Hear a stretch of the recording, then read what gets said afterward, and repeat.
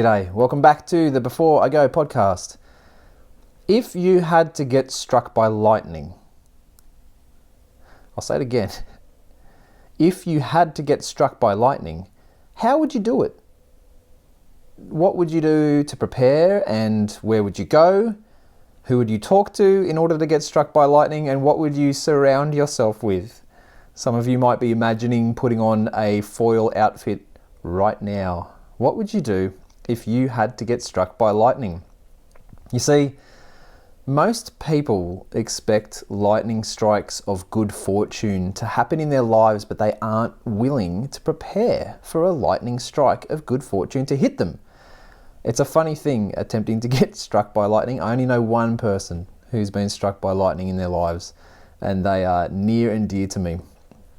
One thing we can agree on, though, when it comes to getting struck by lightning, literally or metaphorically, is that the conditions have to be right. A lot of people get struck by thunderbolts of fortune, inspiration, or life-changing insight. It happens. Then we make one crucial error, all right? After we've been struck by a thunderbolt of fortune, inspiration, or life-changing insight, we try to go back to the same place and simulate the conditions of the past to bring about change in the future. So we put in all the hard work after being struck by fortune before, and we plan to climb the mountaintop again that we stood on when we were first thunderstruck. We hold our metal rods in the air expectantly, only to discover that the sun is out and there are no clouds of good fortune in sight. A sunny day is not really the sort of day that a thunderbolt seeker wishes to encounter. So if you want lightning to strike in your life, you have to create the conditions for it to occur. So here comes the next question that I'm often asked. Okay, I'm not really a lightning bolt expert, but when it comes to getting thunderbolts of fortune in our lives, people say, how long do you think it will take? So how long do you think it's going to take for the lightning strike to hit me? Have you ever been asked that? I bet you have. How long is this going to take? If you have been asked that question, I bet you've also repeated the little colloquialism as an answer. Whether you say it out loud to the person or not, someone says to you, how long will this take? And you respond with, how long is a... Go on, you can say it. How long is a piece of string? When did we all get so philosophical about string and time, hey? Pieces of string do not conduct lightning very well. If you want lightning to strike, ditch the string. Your job is to create a lightning rod. A couple of weekends ago, I was playing the game of life with my daughters, and the board game where you spin the wheel of fortune and see how you go. So in what was a simultaneously humbling and proud moment, one of my daughters beat me at the game of life. I was playing with both of them. And I thought, oh, my job here is done. Like, she's succeeded. I've been, defeated by my daughter at the game of life. This could not be a better day. So I arrived at the end of the game and I chose to retire in the countryside acres as opposed to the millionaire mansion. There's this nice cartoon drawing of an open field on the countryside acres, and I found that a little more alluring than the mansion. But it doesn't really matter where you choose to retire in the game of life. Whether you retire in the millionaire mansion at the end of it or the countryside acres, the game is over.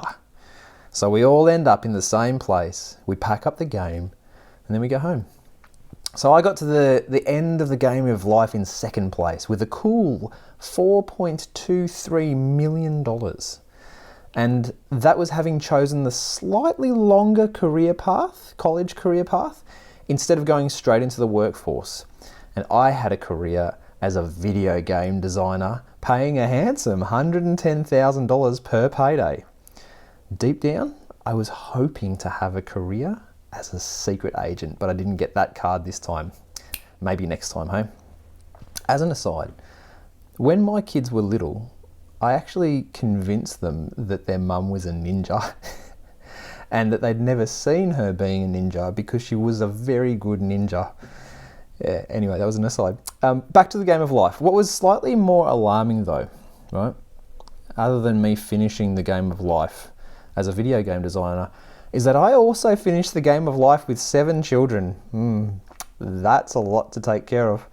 And slightly more alarming still was that my daughter finished the game of life with 9 children.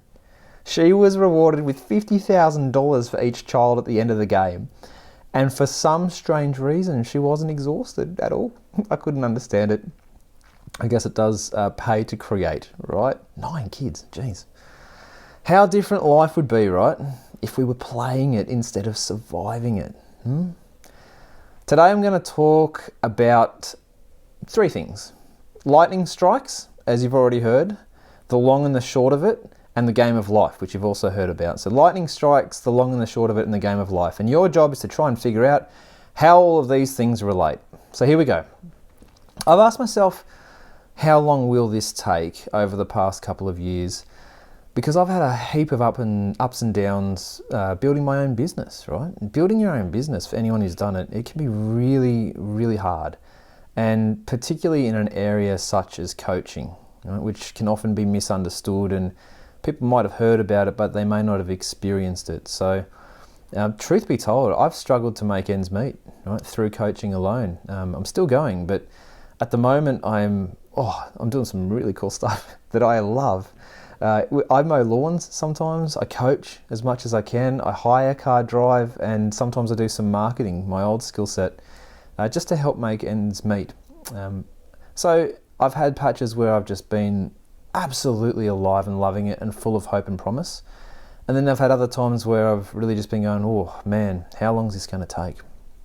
So when I was talking to my mentor a little while ago, I breathed a massive sigh of relief, because we do that, right? We have these concerns that simmer inside our minds, and there is something really cathartic about talking this through with someone. So when I was sharing my state of being with my mentor, I just let a deep breath out, because he said, hey Lynden, it's a long runway. And man, I was just relieved to hear that from someone who's been through it and has the experience to draw on. So that simple gesture of understanding, it cleared a whole bunch of mental chatter that I had going on about my goals and the need to succeed and time frames and how I was going to transition to a new career and the pressure to replace my income, all those worries that they're worryful if you hang on to them. So this is a long runway I am on, and the good news about a long runway is that flight is inevitable, of course, if you can stay the course. So it leads me to a really interesting area to explore that's at the heart of the podcast I wanted to leave you with today. And that's this, the nature of instant breakthroughs versus long-term results. Overnight successes or the long, hard outcomes of one's effort. So the long and the short of it. Now, when I say the long and the short of it, I've got a whole bunch of mental attachments and understanding of what that phrase means from some of the work I've done in marketing. So when I say the long and the short of it, most of you, whether you are from a similar background to me or not, are going to have some sort of preloaded understanding of what this means, and it'll be relevant to your job or your life experience. So for me, in this instance, I would invite you to think of it as short versus long-term results, right? The long and the short of it. Short versus long-term results. Or as Stephen Covey says, I love this quote, it was handed again to me from my mentor, when you pick up one end of the stick, you pick up the other. Therefore, if you decide to take responsibility for your circumstances, you automatically tap into the power to change.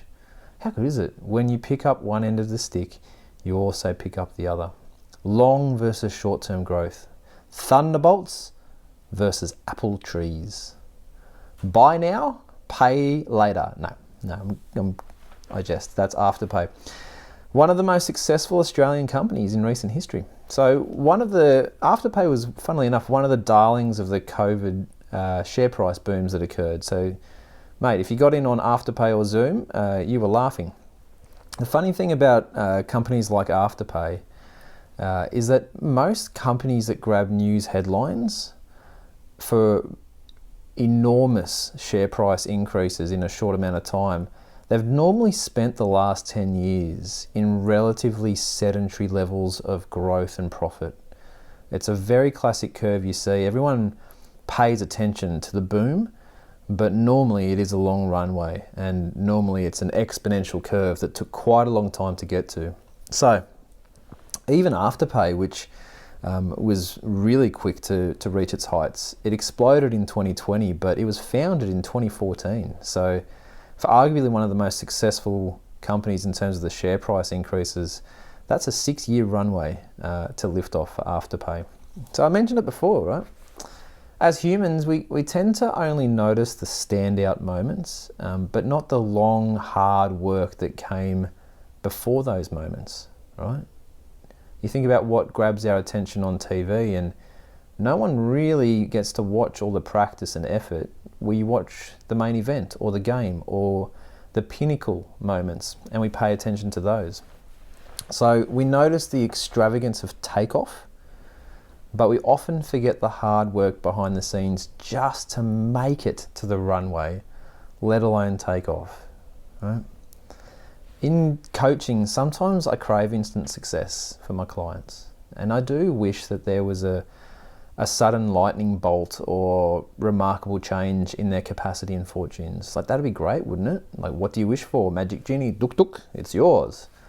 But I also know that for most people, getting struck by lightning may not occur, right? And instead it is about commitment to gradual, incremental and sustainable change, right? The long and the short of it. Sometimes lightning strikes and I am witness to the echo of a miracle. Most of the time, it is about commitment and staying the course on the path that you create each day, one step at a time. So, the long and the short of it, radical change versus incremental growth. There's no such thing as an overnight success. I don't think so anyway. No such thing as an overnight success. There is only the lifetime that preceded a moment in time when awareness and attention was given to an individual en masse, right? There's a lifetime that you don't see, and then a whole bunch of people give a whole lot of attention, which normally translates into money, into somebody's successes or outcomes, right? So there's no such thing as an overnight success, just a whole bunch of attention that was paid to something in a small amount of time. And we say, oh, wow, that's an overnight success. So, a few questions for you. If you are listening, dear listener, or if you are watching, dear watcher, what do you hope for, right? And what do you gravitate towards? Are you an all or nothing kind of person or a step-by-step kind of person? That's what we're getting at here with the long and the short of it. All or nothing, or one step at a time. You know, there's a close, no, you don't know, but I'll tell you. There's a close friend of mine, and they're looking for work at the moment, and they are subject to a constant barrage of incoming emails saying, sorry, but your application was unsuccessful, right? And that can start to become wearing, right?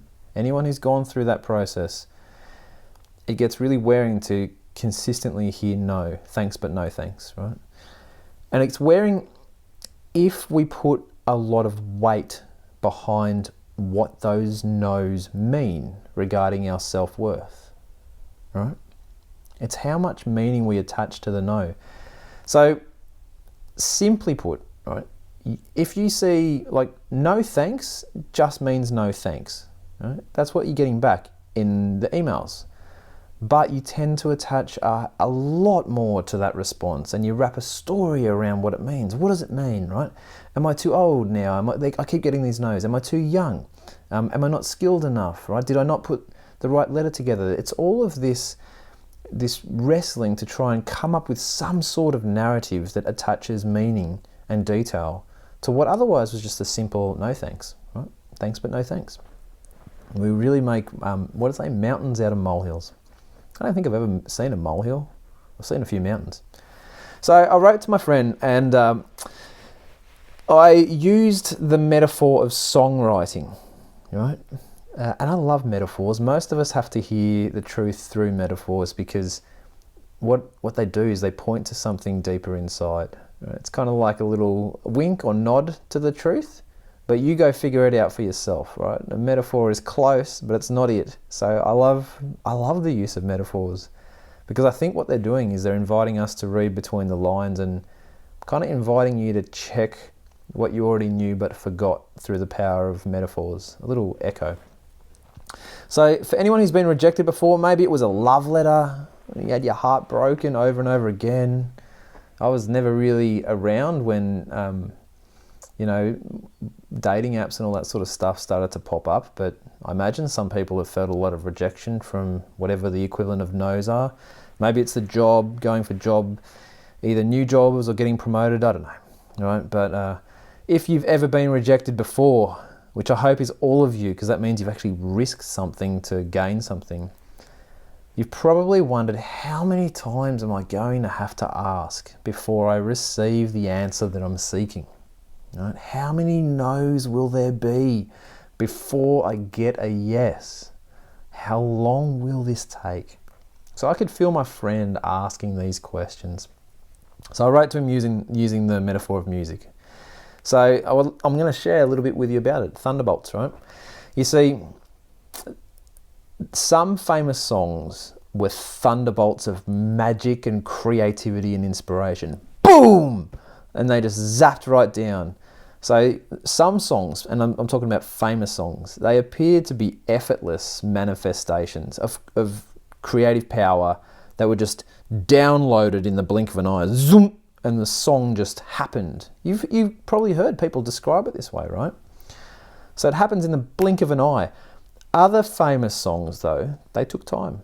A lot of time and a lot of effort and continuous improvement. It kind of gives me a little bit of a shudder saying the words continuous improvement because it makes me think about over mechanized corporates, but continuous improvement. So let me give you a couple of examples in the music arena.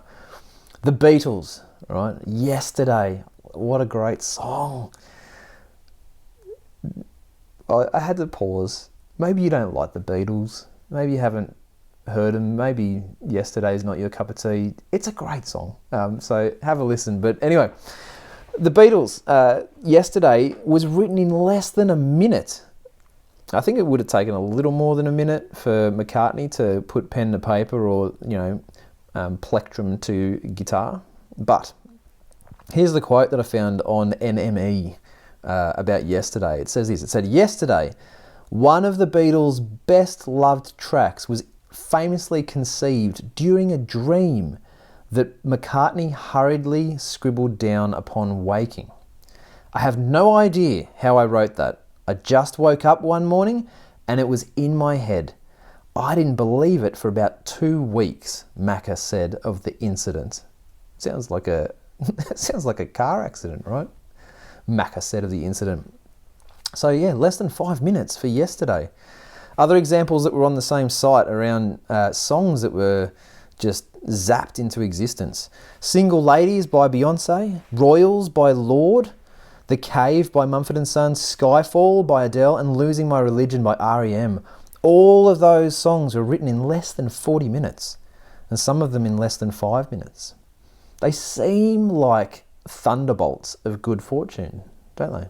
They really seem. You're like, oh man, some people are just lucky. And I bet you've said in the back of your mind, it's just not fair, is it, that this stuff just happens to people? But here's my question. How long was the lifetime of preparation and practice that preceded the creation itself? How long was that runway?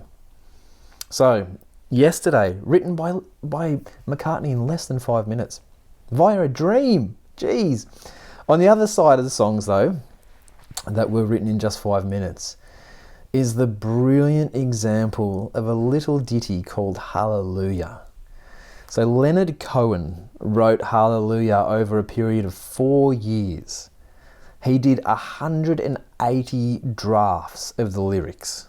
180 drafts over a 4-year period before he even started to produce the thing. After he had produced it, There were over 100 covers of the song Hallelujah. And then for those who are in the know about this song, along came a young fella called Jeff Buckley who did a performance of it. And that's the one that most of you have probably heard if you've heard the song Hallelujah. And along it came, right? The breakthrough moment. Hallelujah was long-term, gradual change and enduring commitment. You know, it made me think of what McCartney said, and he couldn't believe it, and maybe for someone else to take a little spark, I had this thought that change occurs at the speed of belief. He couldn't believe it. Bam, there it was. So, I don't think it's any coincidence, right, that yesterday came to McCartney in a dream. So, for those of you who are in either the scientific or psychology communities, you'll have probably heard of Hebb's law, and that's regarding like pathways, right? Mental pathways that we form. So here it is. Hebb's law states that nerve cells that fire together wire together. Right? Nerve cells that fire together wire together. Or in other words, what you continue to believe and think changes the very fabric of your mind. And that flows into your very way of being and doing.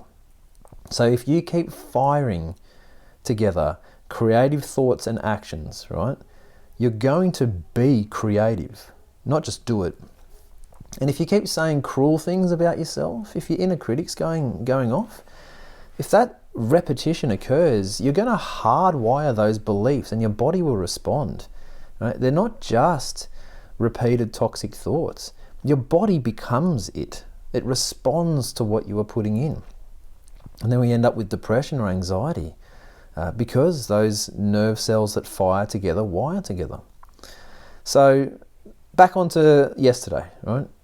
Yesterday came to McCartney in a dream, and I think it came to McCartney in a dream because his dreams were as much a reflection of his reality as his reality was a reflection of his dreams, right? If I've had a lot of peaceful sleeps the last couple of years, and man, I'm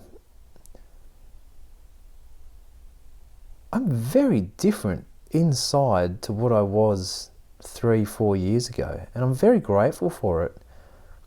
And I can only just, I guess, testify that the nature of my dreams are different, and I've seen the impact of constantly putting in stuff day in, day out that is harmful or negative or limited versus feeding nourishing beliefs and thoughts into my mind. And the nature of my dreams have changed. I don't want to get off on a tangent about it, but I just don't seem like I think it's amazing, and I do think it's miraculous that McCartney created yesterday in less than 5 minutes, and it just seemed to be downloaded to him. But I also understand that if everything out there in terms of the data that could be downloaded was the essence of that sort of song, I can understand why it comes to him in a dream. So yeah, there's a lot written about whether we're in a dream state and whether we really see reality. I just understand that what's going on inside is a reflection of both. I do think our dreams reflect our reality, and our reality reflects our dreams. Anyway, I'm going to do that from time to time, disappear off a little bit of a thought bubble. That was fun. So, back on track. As I said right up front, if you want lightning to strike, you have to create the conditions to allow it in your life, right? You kind of have to respect Hebb's law that nerve cells that fire together wire together. So, a slight take. I've said if you want lightning to strike, go and create a lightning rod. It's more accurate if I say you have to be a lightning rod, right? You got to ask yourself, if you want lightning to strike and good fortune, am I a conduit for creativity and divine inspiration, right? The lightning rod that you are creating is yourself, right? Program yourself to be able to receive whatever lightning means to you. Right? The conditions that you are creating for good fortune, they're not your circumstances, they're who you are, right? Who you are being. So for some of you, again, that's a little hard to believe or process. So I'd love to remind us of the power of our thoughts, please. Right? Your thoughts create your reality and your experience of this world, right? Whether you think that's true or not is what you're going to experience. So let me give you an example, all right? I was coming home on the train the other day, and this is a trip that I have done probably 1,000 times or more. And along the way, I felt a really strange series of jolts, and I heard a grinding sound and could kind of feel the train behaving in what got my attention. So then I had a thought, what if there's something wrong with the tracks, right? I've done this trip 1,000 times. This is the first time I think I've ever thought, what if there's something wrong with the tracks? Immediately I felt a little uneasy, right? My body responded with adrenaline. I could feel a shot of energy to prepare for the reality of my thoughts as if the train was actually about to be derailed. And then, as my body was pumping with a whole bunch of energy, I took a deep breath, right? And in a moment of clear breath, I just remembered the power of my thoughts and that they aren't always a reflection of truth, right? I went back to my relaxed ride home. And I did this because over the past, few years, I've understood, and not just understood, but embodied new insights about the nature of thought, right? I wasn't scared by my circumstances. Right? I wasn't scared by the jolting and the sound of the train. I was scared by my thoughts about my circumstances. My thoughts in the moment, they weren't aligned to reality, right? Even though my body felt like I was preparing to respond as if it was. So I'm really grateful that I've put a whole bunch of time into kind of creating an automatic response to check the quality of my thinking in any given moment, right? And I trust the presence of my breathing to bring me back to the reality of this moment. I wish I knew it earlier, but I didn't, so no point wishing. Yeah. So back to the Beatles and the long and the short of it. Thanks for bouncing around with me a little bit. So here's Paul McCartney. Bam! Yesterday is downloaded, right? And just think about this, right? He woke up over the next couple of weeks, couldn't believe it. And so it seemed like this song was written through him in the course of, well, he says less than a minute, but I imagine 5 minutes or so. So was Paul McCartney illiterate, right? Did he wake up one morning and all of a sudden he didn't just know how to read or write, he could sing and he could rhyme and he could play several musical instruments, right? Of course not, right? Paul McCartney had spent years in practicing and preparing himself for that one moment of brilliance to strike. Right? You see the difference here. He had created himself to be able to allow for that lightning strike to come through him. Right? All right. I know that music may not be everyone's thing, so let's take a quick look at sport. So James Kerr wrote a book called Legacy. All the Kiwis are like, yeah! So Legacy is about the All Blacks. And in James Kerr's book, he talks about 15 different mantras. And this is the mantras of one of the most successful sporting teams of all time across any sport, right? Here's mantra number 8. It says this: it was trained to win. Right? No pun intended with the train story I just told. I've got to do that.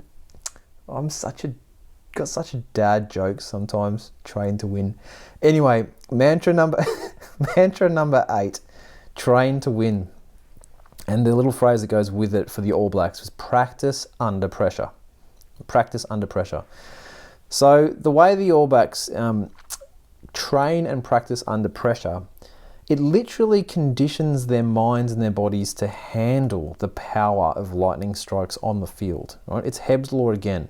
So what the All Blacks do and have done, they invest time wiring the nerve cells together through practice and repetition that allows them to seize the moments of opportunity as they arise, right?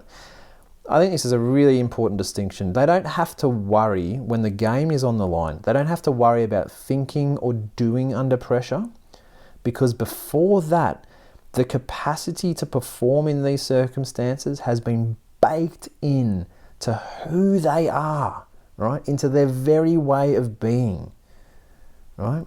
As James Kerr says in Legacy, most people have the will to win. Few have the will to prepare to win. Right? Cracker, isn't it? So I was sharing a similar message with a friend who's a really good personal trainer, like a damn good personal trainer, and even a better human being. I've told him that many times. So he's looking to change a few things in his life. So I use the example of his personal training to share this message with him, right? And so many of you who've done any form of sustained exercise with a goal attached, you'll understand that if you have a goal of, let's say, getting stronger, fitter, or skinnier, right? Most of us only get there through commitment, showing up at each opportunity, and putting in the reps. Right? Anyone who has tried to condition their body knows this to be true. Time, attention, and commitment equals results. Right? What I love is that if you know you have to have a sustained commitment to practicing change for your body to respond, it's exactly the way that your very being works with beliefs. Right? If you want to change inside so that your outside world reflects that, you have to put in effort to create and reinforce new beliefs about yourself and others. And just like working with your body, right? If you are training and preparing your body for change, you will also know if you are hurting yourself or helping yourself, right? Sometimes it's a fine line. Sometimes you got to, what I say, no pain, no gain. But there's a big difference between pain and properly hurting and injuring yourself, right? If you try and exercise your body and you injure yourself, you have to stop exercising and take the time to heal, right? It's a no-brainer. The same can be said for beliefs, which is if you try and create new beliefs that are toxic instead of loving about yourself and others, stop believing them, right? Take some time and heal. Your body knows when you're putting it through something that it shouldn't be going through. And your heart and your mind and your soul also respond when you're creating beliefs that you know aren't really congruent with care and kindness towards yourself or others. So how long does it take, right? How long does it take to get skinny and fit in the body? How long does it take to get fit in the mind and the heart? So for some it could be instant, right?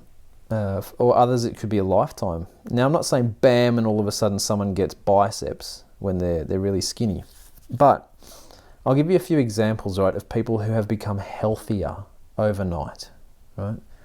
There are people I know that have stopped a lifetime of drinking or smoking, or who have stopped harming themselves with food or destroying their bodies on the back of just one huge life-changing insight, right?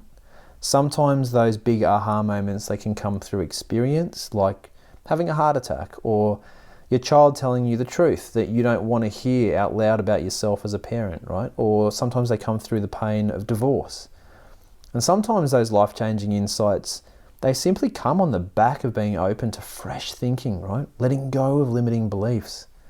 Can't tell you how powerful your beliefs are with regards to what your body and your actions are capable of creating. Like, man, so powerful.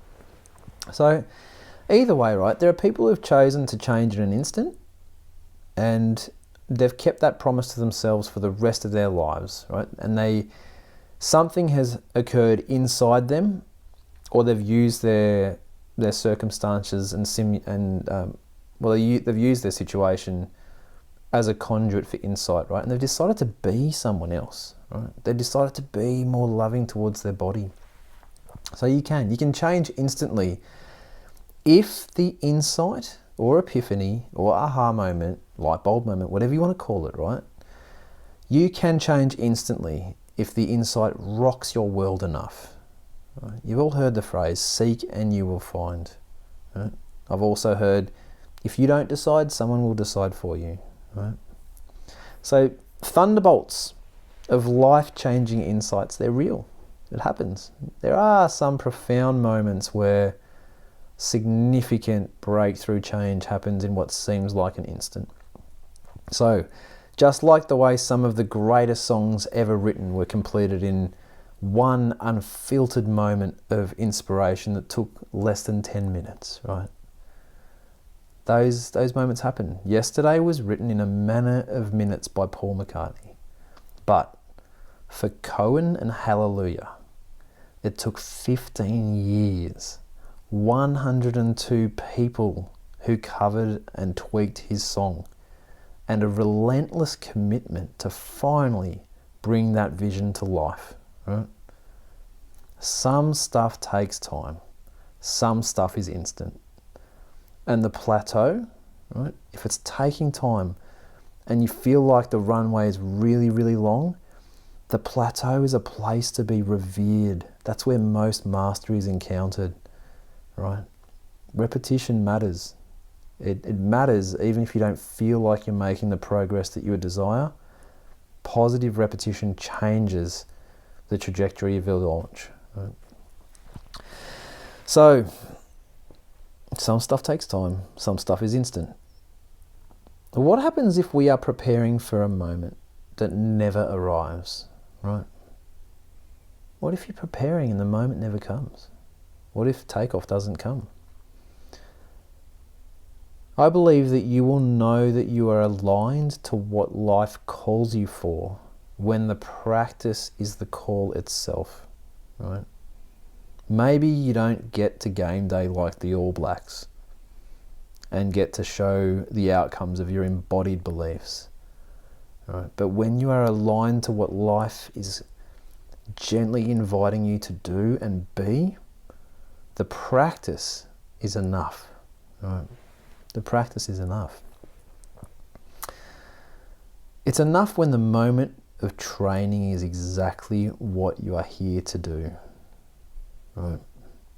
Love this, right? Love this moment. Love the person you are with now, right? Love this life, not the next one. Love this rep, right? And then the next repetition. Then love the next repetition, just one at a time. Love this chord, even before the song is finished, yeah? Love this version of the song that is your life. I saw a post recently by Karen Purvis, and she said, scientists have discovered that it takes approximately 400 repetitions to create a new synapse in the brain, unless it is done in play, in which case it only takes 10 to 20 repetitions. Right? I'll read it again. Scientists have discovered that it takes approximately 400 repetitions to create a new synapse in the brain, unless it is done in play, in which case it only takes 10 to 20 repetitions. Isn't that amazing, right? In other words, play, right? Love what you are doing, please, right? For the sake of efficiency, follow a path of passion and love, right? Those stats suggest that it's 20 to 40 times more efficient if you can rewire your brain and fire those new cells together based on play instead of mechanical repetition. Right? Maybe that's why some of the most popular stuff in this world seems like play to those who have mastered it. You play sports, right? You play music. The actors and the actresses, they're playing the roles of somebody. Even the food we eat, right? You get to play with food and experiment, right?